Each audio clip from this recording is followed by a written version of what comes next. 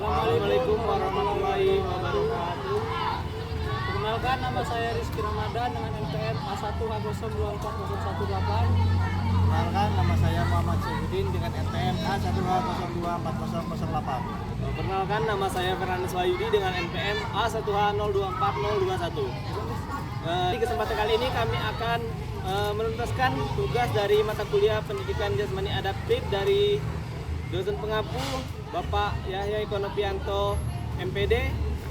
Di sini kami akan mewawancarai guru pendidikan jasmani asal dari SMP N19 Kota Bengkulu.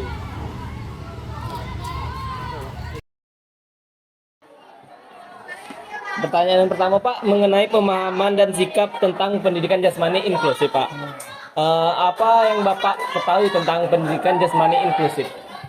Pendidikan jasmani inklusif itu pada dasarnya karena kita pendidikan jasmani itu kita harus berdasarkan berdiferensiasi karena semua anak murid itu memiliki hak yang sama walaupun ada yang berbeda kemampuan, ada yang bagus, ada yang sedang, bahkan ada yang tidak bisa atau ada yang secara lisan itu yang kekurangan secara fisik itu harus sama.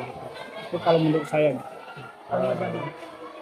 Menurut Bapak lagi, Pak, apa sih tujuan pendidikan jasmani inklusif itu? Tujuan jasmani inklusif itu yang utamanya semua anak murid itu ikut terlibat dalam aktivitas gerak. Karena kita jasmani, semua anak itu mendapat kesempatan yang sama, tidak ada yang dibedakan. Lalu Pak, bagaimana sikap Bapak menghadapi siswa yang kita bilang berkebutuhan khusus ketika belajar pendidikan jasmani inklusif?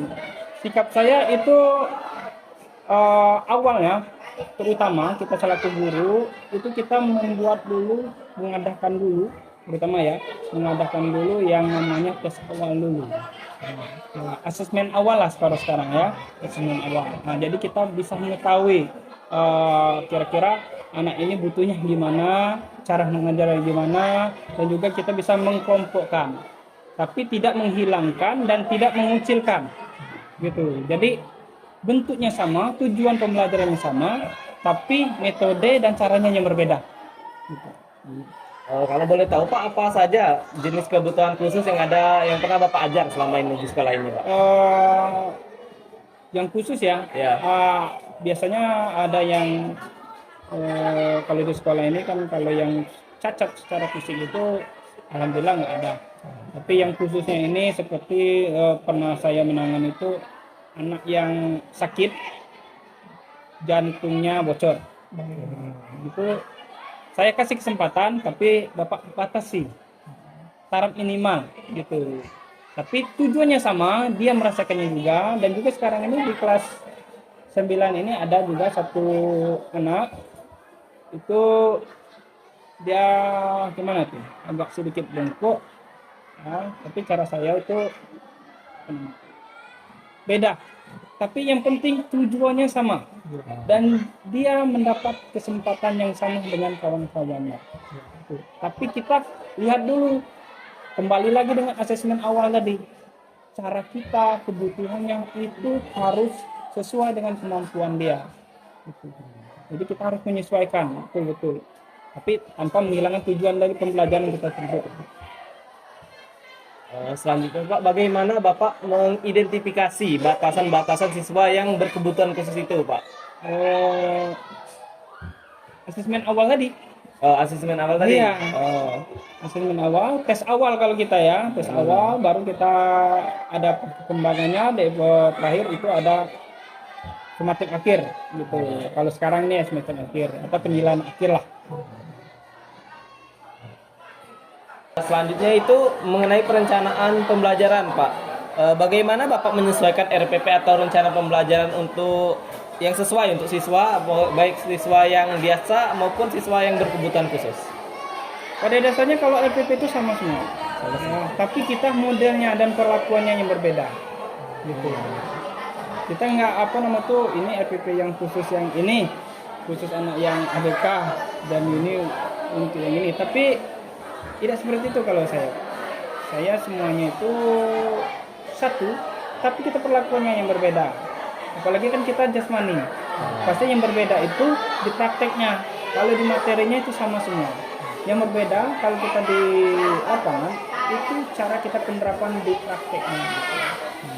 Cara, misalnya kalau kita relevan yang biasanya kita mampu dan melakukan relevan, ya kita kasih relevan sungguhnya. Tapi kalau yang dia tidak bisa, tangannya patah atau gimana gitu, kita sesuaikan sesuai kemampuannya. Mungkin bisa dengan kita kasih contoh gerakan yang menggunakan tangan satu, kalau tangan satu kan tangan patah gitu, kita menyesuaikan. Tidak harus sesuai ya membedakan apa tentang RPP yang anak yang ABK dengan yang tidak. Nah, RPP-nya tetap sama, tapi perlakuannya yang berbeda di lapangannya. Begitu ya. Menurut Bapak, bagaimana perencanaan yang paling sering harus dimodifikasi Pak dari RPP untuk ini tadi Pak? Yang harus dimodifikasi itu yang paling sering Pak? Biasanya kalau yang sering dimodifikasi itu kalau kita di lapangan. Di lapangan karena kita harus juga memanfaatkan alam sekitar. Apalagi misalnya kayak tidak ada kun, kita bisa menggunakan batu dan sebagainya gitu. Atau tidak ada garis, kita bisa menggunakan tanah dan sebagainya gitu. Tanpa kita karena tidak alat, tidak praktik jangan gitu. Kita memanfaatkan alam sekitar gitu. Oke, selanjutnya Pak, bagaimana Bapak membuat siapa saja yang berkaitan dengan Bapak dalam perencanaan pembuatan RPP Pak? Baik ada siswa normal maupun siswa yang berkebutuhan khusus. Itu yang terlibat biasanya rekan sejawat, kemudian waktu kesiswaan tidak terlepas itu, kemudian kurikulum, kemudian kepala sekolah. Ada juga pengawas sekolah, juga pengawas mata pelajaran. Itu yang buat. Oke Pak, selanjutnya modifikasi apa yang biasanya Bapak lakukan pada saat materi di kelas ataupun materi di lapangan? Modifikasi? Ya, modifikasi Pak. Tentang biasanya kalau yang modifikasi itu, kalau yang di kelas nggak ada ya. Kalau di materi itu kita menyampaikan materi, tapi kita dengan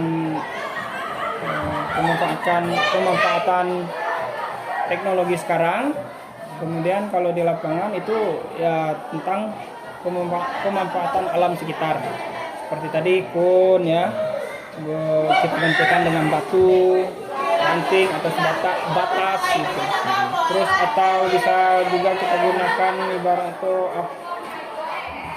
buat tangkas-tangkasan kalau lagi materi kebugaran jasmani itu bisa menggunakan ranting-ranting yang dibuat tangga gitu. Bisakah Bapak memberikan contoh Pak situasi nyata ketika Bapak mengadaptasi permainan atau kegiatan agar siswa berkebutuhan khusus tetap terlibat?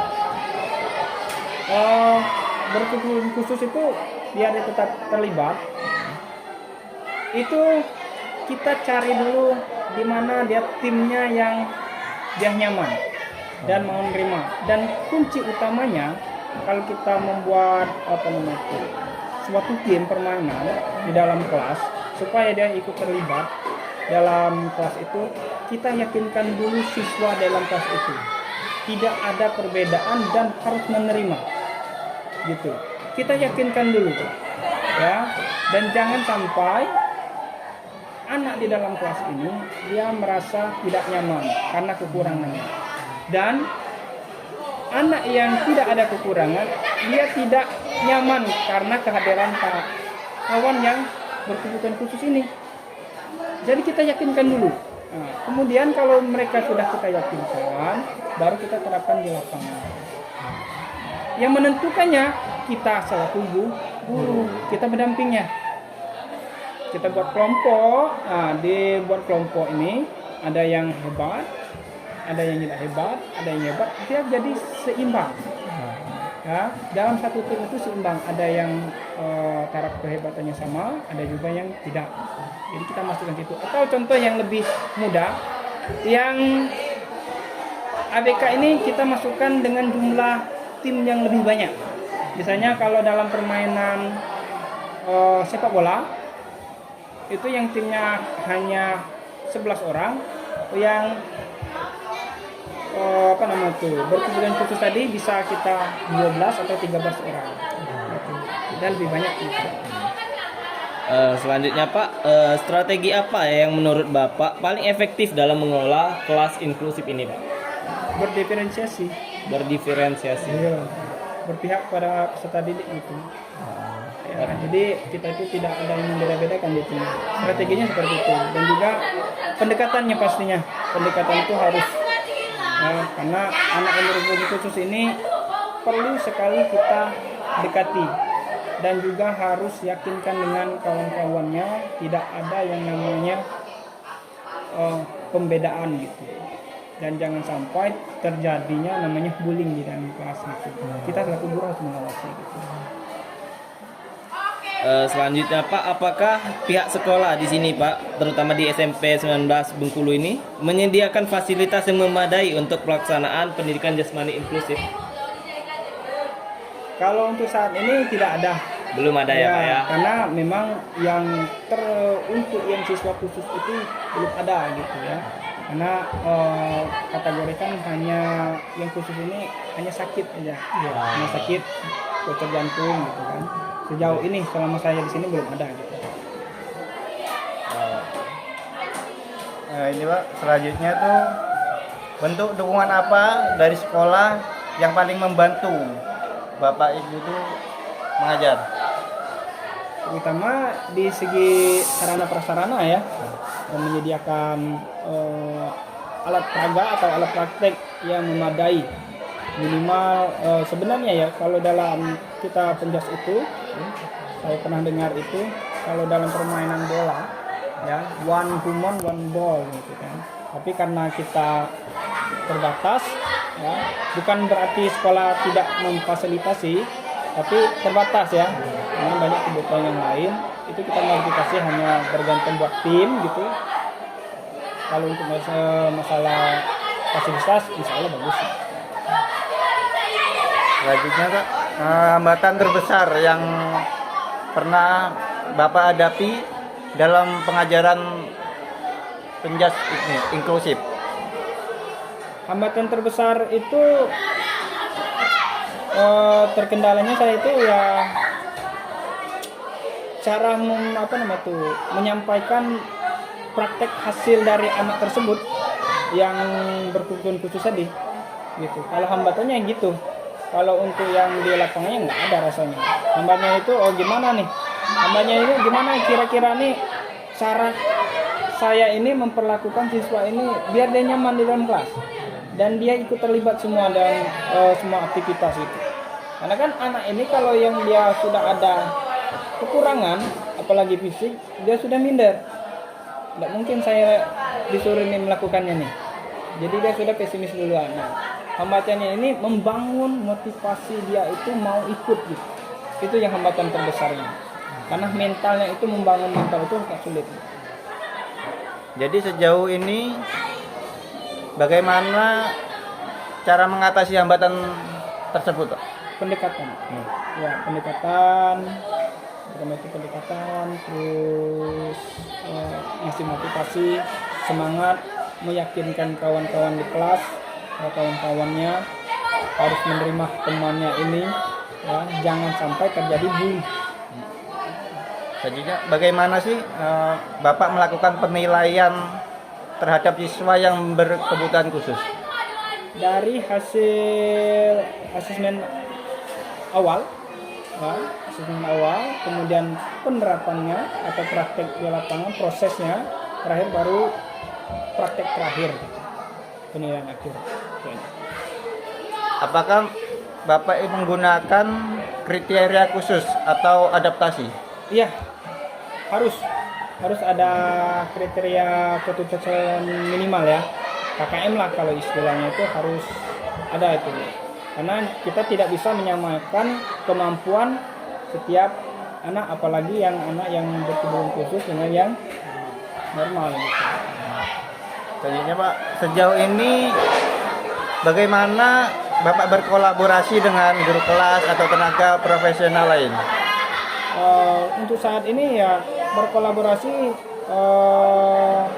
saling merefleksi ya dengan rekan sejawat, bertanya gimana caranya, apalagi sesama guru penjas ya, terutama berbagi ilmu dan merefleksi sebagian saling sharing gitu. Lanjut Pak, di sini apa contoh kolaborasi Bapak yang paling berdampak? Kolaborasi yang paling berdampak itu saling membantu waktu praktek di lapangan ya, dengan guru mata pelajaran yang lain ataupun mata pelajaran saya gitu, bertanya ataupun saling saling bertukar ide dan diterapkan di lapangan gitu. Selanjutnya itu pengalaman Bapak yang paling berhasil Pak dalam mengajar pendidikan jasmani inklusif. Pengalaman saya di tahun kemarin ya, yang waktu ada siswa yang bocor jantung itu, saya dekati, saya kasih PR di rumah dan kasih tips yang lainnya, karena kita harus membangun motivasi itu kan. Biasanya yang orang yang seperti itu dia takut melakukan aktivitas. Oh, saya ini sakit gitu. Tapi karena kita cari represi, cari ilmu-ilmu yang lain, terus kita kasih masukan dengan dia, kasih saran dan kasih kita awasi perkembangannya, dia jadi termotivasi untuk melakukan itu. Dia jadi semangat melakukannya dan ikut terlibat setiap aktivitas. Saya gimana Pak? Gitu.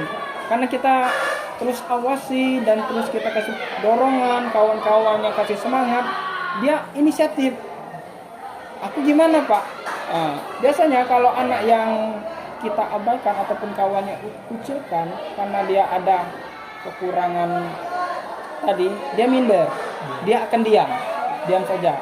Tapi karena kita kasih perlakuan yang spesial untuk dia, kawan-kawan memperhatikan dia juga dan tidak ada yang namanya timbul perbedaan tadi, jadi dia inisiatif nanya, saya gimana Pak?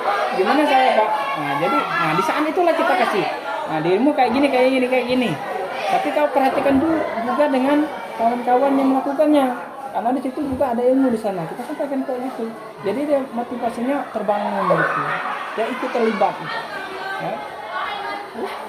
Terus di sini ada, kalau tadi pengalaman Bapak yang berhasil, di sini pengalaman Bapak yang paling menantang dalam menghadapinya bagaimana? Ya paling menantang itu yang pastinya itu membangun mentalnya itu, ya, membangun mental, kemauan itu yang menantang. Karena orang yang tadi Bapak saya ulangi, yang kekurangan fisik ini dia akan sedikit minder, ya, dan bahkan yang lebih parah itu akan timbul yang namanya pengucilan, ya. Bukan dia sudah merasa dia ada kekurangan, kemudian dikucilkan. Nah, jadi kita yang tantangan terberat itu kita menghilangkan itu, mental dan pengucilan tadi. Itu tantangan terbesarnya untuk anak-anak yang berkebutuhan khusus. Dari pengalaman Bapak tadi Pak, apa yang bisa Bapak pelajari dan perbaiki? Yang saya pelajari itu, yang pastinya ya, setiap siswa itu harus mendapatkan perlakuan yang sama. Gitu. Tidak boleh yang namanya membeda-bedakan gitu. Itu yang pengalaman saya berarti. Nah, ini terakhir Pak, ada di bagian penutup. Menurut Bapak, apa yang diperlukan untuk membuat pendidikan jasmani inklusif ini berjalan lebih baik di sekolah Bapak? Yang dibutuhkan, Ya. Yang dibutuhkan itu banyak referensi ya. Banyak referensi. Terus kalau bisa ada pelatihan lah yang datang ke sekolah saya gitu kan, ataupun platform-platform yang lain, ya, khusus yang untuk berkebutuhan khusus gitu. Lalu Apakah ada hal lain yang ingin Bapak tambahkan terkait pengalaman mengajar, terutamanya untuk siswa berkebutuhan khusus? Ini cukup kita cukup. Nah, panjang masalahnya. Pak, mungkin itu saja Pak wawancara kami untuk pagi hari ini. Pak, terima kasih Pak atas wawasannya. Dari pengalaman Bapak itu sudah sangat memotivasi kami dalam mengerti mengenai pendidikan jasmani inklusif dan anak-anak berkebutuhan khusus Pak. Sebelumnya Pak, kami ucapkan terima kasih ya Pak. Sama-sama. Ya, Pak. Ya. Amin. Foto dulu.